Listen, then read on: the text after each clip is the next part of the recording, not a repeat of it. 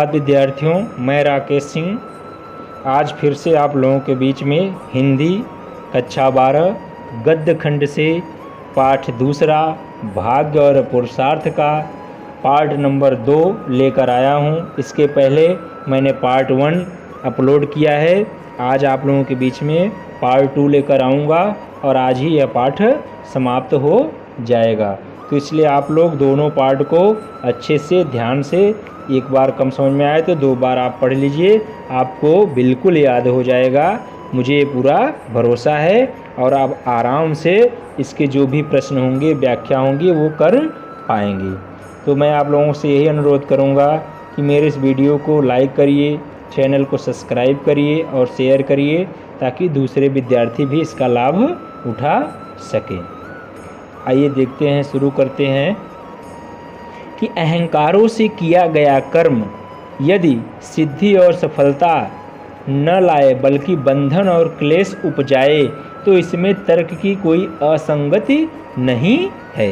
देखिए, लेखक इसमें जयनेंद्र कुमार जी कह रहे हैं कि अहंकारों से किया गया कर्म, अगर कोई व्यक्ति कोई कार्य कर रहा है और अहंकार से कर रहा है, घमंड से कर रहा है, यदि सिद्धि और सफलता न लाए बल्कि बंधन और क्लेश उपजाए और उस अहंकार से किया हुआ कार्य से अगर जो भी कार्य कर रहा है उसमें सिद्धि न प्राप्त हो, अर्थात वह कार्य उसका सफल न हो और उस कार्य से कोई सफलता न हासिल करे बल्कि उस कार्य से बंधन हो जाए और नुकसान हो जाए, घर में क्लेश उत्पन्न हो जाए या और लोगों से उससे समस्याएं आ जाए, तो इसमें तर्क की कोई असंगति नहीं है। तो ऐसे में तर्क करना कोई गलत बात नहीं है कि अहंकार से किया हुआ कार्य नुकसान भी पहुंचा सकता है।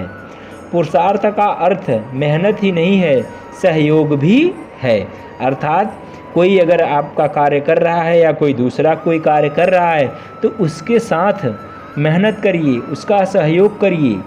ये नहीं है कि मैं स्वयं करूँगा और मैं सफलता लूँगा, दूसरों का भी सहयोग करिए, वह भी पुरुषार्थ की श्रेणी में ही आता है। अहम के बल पर चलने से सहयोग क्षीण होता है, अर्थात अहंकार में चलने पर, अहंकार में रहने से जो हमारे सहयोग की क्षमता होती है वह क्षीण हो जाती है, अर्थात नष्ट हो जाती है। हम दूसरों का सहयोग करना नहीं चाहते हैं, तब उसका पुरुषार्थ भी क्या कहना। अर्थात जब हम किसी का सहयोग नहीं करते हैं और हमारा वह सहयोग से किसी का नुकसान होता है तो फिर ऐसे पुरुषार्थ से क्या फ़ायदा। पुरुषार्थ वह है जो पुरुष को सप्रयास रखे। पुरुषार्थ उसे कहते हैं जो हमेशा पुरुष को प्रयास करने के लिए तत्पर रखे, साथ ही सहयुक्त भी रखे, अर्थात दूसरों की सहायता करने वाला भी बनाकर रखे। ऐसे को पुरुषार्थ कहते हैं, अहंकार को पुरुषार्थ नहीं कहते हैं। यह जो सहयोग है सच में पुरुष और भाग्य का ही है, अर्थात जो सहयोग की भावना है वह पुरुष को आगे ले जाता है और उसका भाग्य ही है। पुरुष अपने अहम से वियुक्त होता है, अर्थात जब वह दूसरों का सहयोग करता है, दूसरों को लाभ पहुंचाता है तो उसका जो अहंकार है, वियुक्त मतलब अलग होना, तो उसका अहंकार उससे दूर हो जाता है, वह अहंकार से मुक्त हो जाता है, तभी भाग्य से संयुक्त होता है। और जब वह अहंकार से दूर होगा तो उसका भाग्य अपने आप उसके साथ आ जाएगा, उसकी तरफ मुंह को खड़ा करके प्रस्तुत हो जाएगा। लोग जब पुरुषार्थ को भाग्य से अलग और विपरीत करते हैं तो कहना चाहिए कि वो पुरुषार्थ को ही उसका अर्थ से विलग और विमुख कर देते हैं। देखिए, लोग जब पुरुषार्थ को भाग्य से अलग और विपरीत करते हैं, अर्थात जब मनुष्य भाग्य को पुरुषार्थ से अलग कर देता है, अर्थात वह कार्य नहीं करना चाहता और सोचता है कि मेरा भाग्य अपने आप जाग जाए, तो कहना चाहिए कि पुरुषार्थ ही उसके अर्थ से विलग और विमुख कर देते हैं। तब वहाँ क्या होता है कि पुरुषार्थ ही अलग कर देता है, अर्थात मनुष्य अपने कार्य को करना नहीं चाहता और सोचता है कि मुझे सब कुछ अपने आप मिल जाए। पुरुष का अर्थ क्या पशु का ही अर्थ है, अर्थात पुरुष क्या पशु के समान है। बल विक्रम तो पशु में ज़्यादा होता है, अर्थात बल तो पुरुष से ज़्यादा पशुओं में होता है, लेकिन क्या वो बुद्धिमान होता है। दौड़ धूप निश्चय ही पशु अधिक करता है और दौड़ना धूपना शक्ति वाला कार्य करना भी पशु से ज़्यादा, मनुष्य से ज़्यादा तो पशु कर लेता है। लेकिन यदि पुरुषार्थ पशु चेष्टा के अर्थ से कुछ भिन्न और श्रेष्ठ है तो इस अर्थ में कि वह केवल हाथ पैर चलाना ही नहीं, क्रिया का वेग और कौशल है। अर्थात लेकिन यदि पुरुषार्थ पशु चेष्टा के अर्थ से कुछ और भिन्न है, अर्थात सारे गुण मनुष्यों से ज़्यादा मेहनत वाले, ताकत वाले पशुओं में होते हैं, लेकिन पशु मनुष्य नहीं बन पाता। क्यों? क्योंकि मनुष्य के पास बुद्धि है और विवेक है, और वह उस बुद्धि और विवेक का इस्तेमाल सही जगह पर सही समय पर करता है। तो वह क्या होता है कि वह पशु से अलग होता है और बुद्धिमान होता है, और वह अपने भाग्य को जागृत करता है। बल्कि वह स्नेह और सहयोग भावना है। और पुरुष मनुष्य क्या होता है? वह दूसरों के साथ स्नेह, प्रेम और सहयोग की भावना भी रखता है, जबकि ऐसा पशुओं में बहुत कम ही होता है।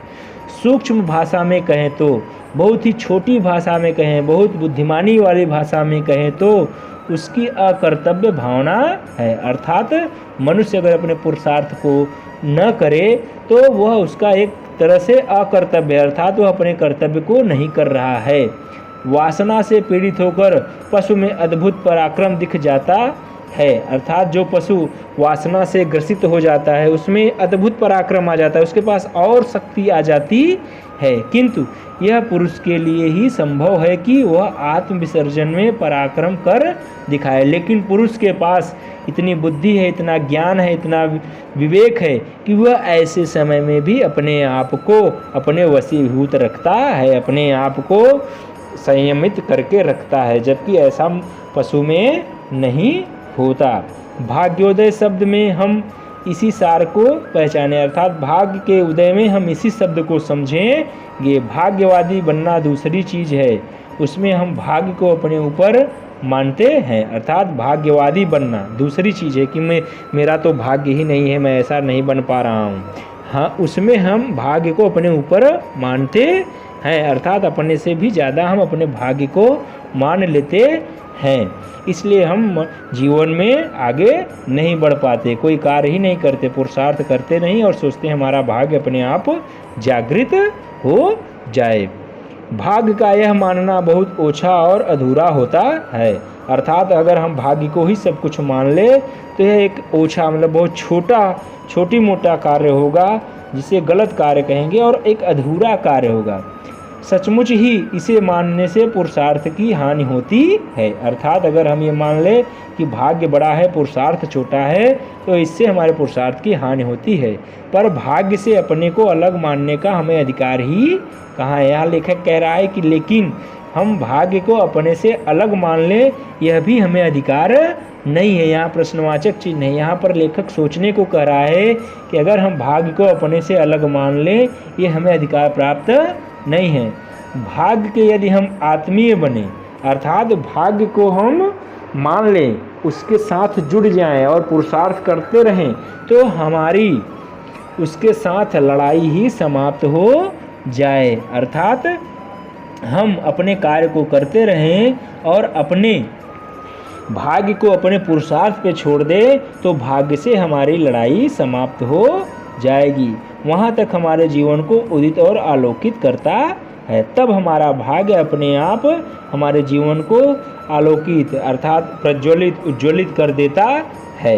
ऐसा व्यक्ति विरोधी यत्न या श्रम नहीं करता, उसकी कुछ अपनी आकांक्षा अथवा वासना नहीं रहती। जो व्यक्ति भाग्य को अपने से अलग कर देता है, पुरुषार्थ को अपने से अलग कर देता है, वह श्रम नहीं करता, वह मेहनत नहीं करता और वह अपनी सारी आकांक्षाओं को छोड़ देता है।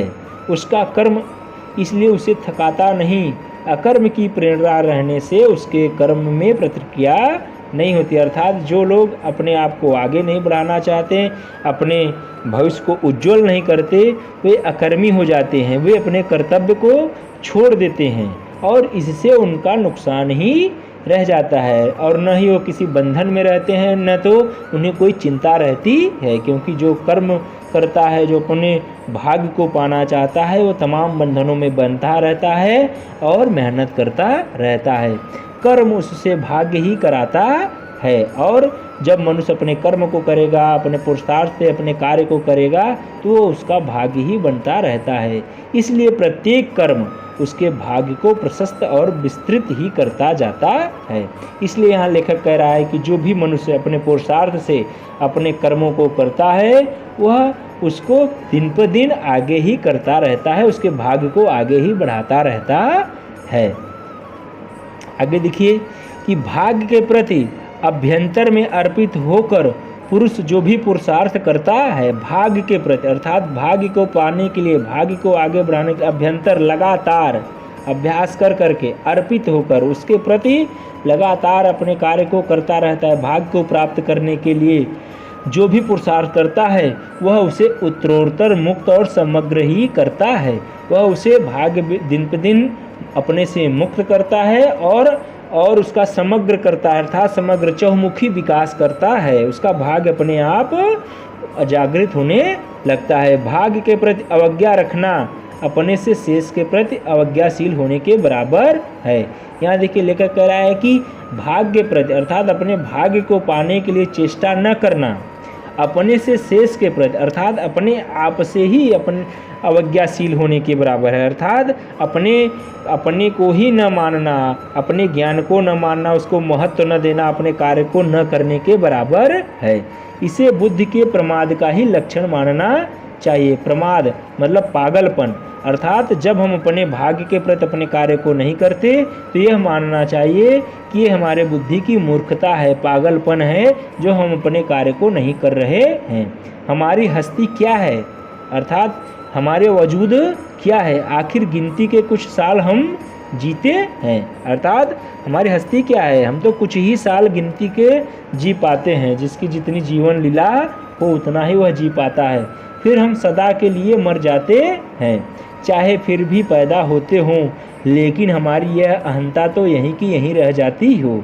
अर्थात जो यह माना जाता है कि आत्मा अमर है, वह फिर से पैदा होगी, लेकिन वो पैदा होगी दूसरे शरीर में, दूसरे रूप में, दूसरे काल और समय देश में होगी, उससे हमसे मतलब नहीं है। हम तो जिस समय पैदा हुए हैं, जहाँ पर हैं, वही हमारी जीवन लीला है, वही हमारी कर्म भूमि है, तो उससे बढ़कर हमारा कोई अस्तित्व नहीं है। पर हमारे मर जाने से क्या अस्तित्व कुछ भी घटता है? जगत और इतिहास तो चलता ही रहता है। और लेकिन यहाँ लेखक ये भी कह रहा है कि इसलिए हमें अपने अहंकार को छोड़ देना चाहिए। क्यों? क्योंकि हमारे मर जाने के बाद न तो यह पृथ्वी जाने वाली है, न तो यह इतिहास बदलने वाला है, यह सब कुछ चलता ही रहेगा। तब इससे बड़ी मूर्खता दूसरी क्या होगी कि हम अपने कतिपय वर्षों के 3.5 हाथ के सीमित अस्तित्व को सब कुछ मान लें। अर्थात हमारा जो अस्तित्व है, थोड़े से वर्षों का जो जीवन लीला है और 3.5 हाथ का जो शरीर है, सीमित अस्तित्व है, उसी को सब कुछ मान लें हम, और उस कारण बाकी त्रिकाल त्रिलोक को अमान्य ठहरा दे। बस यही चीज़ देखें कि हमारा इतना जीवन है, हमारा इतना बड़ा शरीर है, बाकी इस संसार में और क्या है, उस सब चीज़ों को हम छोड़ दें, अमान्य ठहरा दें, उसको न मानें। भाग्य को न मानना इस तरह से उस सब कुछ को न मानना है। अर्थात अपने भाग्य को न मानना, उस तरह से सब कुछ को मानना, किसी को भी न मानना है कि संसार में और कुछ है ही नहीं। जो सचमुच सीमाहीन भाव से है, सच पूछिए तो उदय उसी का है और हमारे पुरुषार्थ के भीतर से उसी का निहित अर्थ पूरा हो रहा है। उस भाग्य को प्रणत भाव से स्वीकार करने में मैं अपने पुरुषार्थ के परमार्थ को ही स्वीकार करता हूँ। अर्थात हमारा जो भी भाग्य बनता है, उसको भी मैं अपने पुरुषार्थ को ही महत्व देता हूँ कि मेरे पुरुषार्थ के द्वारा जो भी किया गया है, जो भी मेरा भाग्य में आया है, वह सब मेरे पुरुषार्थ से हुआ है और मैं अपने पुरुषार्थ को ही मानता हूँ। उस अर्थ को किसी भी अर्थ में और तनिक भी मंद नहीं करता। अर्थ हमारा स्वार्थ बन जाएगा, पुरुषार्थ वह नहीं कहलाएगा।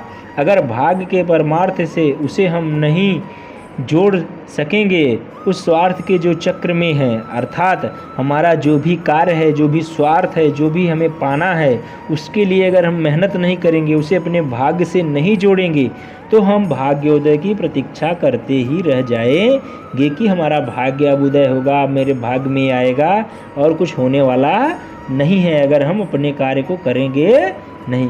क्योंकि जिसके उदय की वे राह देखते हैं वह तो उदित है ही, अर्थात जिस भाग्य के उदय की हम राह देखते हैं वह तो पहले से ही उदित है, वह पहले से ही जागृत है। बस उसकी तरफ हमें अपना मुख करना है और अपने भाग्य को खुद से हासिल करना है। केवल उनकी पीठ उस तरफ है, अर्थात भाग्यों के तरफ हम पीठ किए हुए हैं, और हमें अपने भाग्य को उदय करने के लिए पीठ को हटाकर अपने मुख को करना होगा, अर्थात अपने कर्म को करना होगा। अपने पुरुषार्थ से हमारा भाग्य अपने आप ही जागृत हो जाएगा। इसलिए उन्हें मालूम नहीं है कि जिसको वे सामने देख रहे हैं वह भी उसी के प्रकाश से प्रकाशित है और कमनीय जान पड़ रहा है। इच्छाएं नाना है और नाना विधि है, अनेक प्रकार की इच्छाएं हैं और उन इच्छाओं को पूर्ति करने के लिए अनेक प्रकार की विधियां हैं, और वे उसे प्रवृत्त रखती हैं, और उन विधियों से ही वह इच्छाएं प्राप्त होने के लिए हमारा मन जागृत रहता है। उस प्रवृत्ति से वह रह रहकर थक जाता है, और उन इच्छाओं को पूर्ति करते करते कभी कभी हमारा मन थक भी जाता है और निवृत्ति चाहता है, इन सब चीज़ों से दूर होना चाहता है। यह प्रवृत्ति और निवृत्ति का चक्र उसको द्वंद्व से थका मारता है। द्वंद्व मतलब युद्ध, अर्थात निवृत्ति चाहना और प्रवृत्ति पाना भी चाहते हैं और दूर भी होना चाहते हैं अपने भाग्य से। इन सब के द्वंद्व में वह थक जाता है। इस संसार को अभिराग भाव से वह चाहता है, राग भाव अर्थात इस संसार को प्रेम भाव से चाहता है कि अगले क्षण ही उतने ही भाव विराग से वह उसका विनाश चाहता है, और अगले ही क्षण वह मनुष्य इस संसार में भाव विराग अर्थात उसका विराग हो जाता है, उसका मोह टूट जाता है और उसका विनाश चाहता है। पर राग द्वेष की वासनाओं, राग अर्थात प्रेम, द्वेष अर्थात दुश्मनी की वासनाओं में, इन सब में वह जकड़ कर, झुझला कर और छटपटाहट ही उसे हाथ आती है। अगर वह थोड़ी थोड़ी छोटी छोटी चीज़ों से दुखी होगा और खुशियाँ प्रदान होगा, दूसरों से जलन रखेगा, अहम रखेगा, तो इनसे वह और इन सब चीज़ों में फंसता जाएगा, झुंझुलाहट हो जाएगा, छटपटाहट उसको होगी और कुछ उसको हासिल होने वाला नहीं है। ऐसी अवस्था में उसका यह सच्चा भाग्योदय कहलाएगा अगर वह नम्र होकर भाग्य को सिर आँखों लेगा और प्राप्त कर्तव्य में ही अपने पुरुषार्थ की हित मानेगा। अर्थात जब उसके पास अनेक प्रकार के गलत चीज़ें आ जाएंगी उसके, तो वहाँ पर उसको ये मानना चाहिए कि यही मेरा भाग्य है, और यह भाग्य किसने बनाया है? मैंने खुद ही बनाया, क्योंकि मेरा जो कर्तव्य था उसी के अनुसार मैंने कर्तव्य नहीं किया, उसके अनुसार मैंने पुरुषार्थ नहीं किया, इसलिए मेरे सामने ऐसी स्थितियाँ पैदा हुई हैं। तब उस समय हमें झुझलाना नहीं चाहिए और उसे अपना भाग्य मान लेना चाहिए। और अगर हम अच्छा कार्य करते हैं तो वह हमारे लिए अच्छा भाग्य लेकर आएगा, अच्छा पुरुषार्थ माना जाएगा। आशा करता हूँ कि आप लोगों को यह पाठ अब ज़रूर समझ में आ जाएगा। जो न समझ में आए उसको कमेंट बॉक्स में कमेंट कर मुझसे पूछ सकते हैं। धन्यवाद।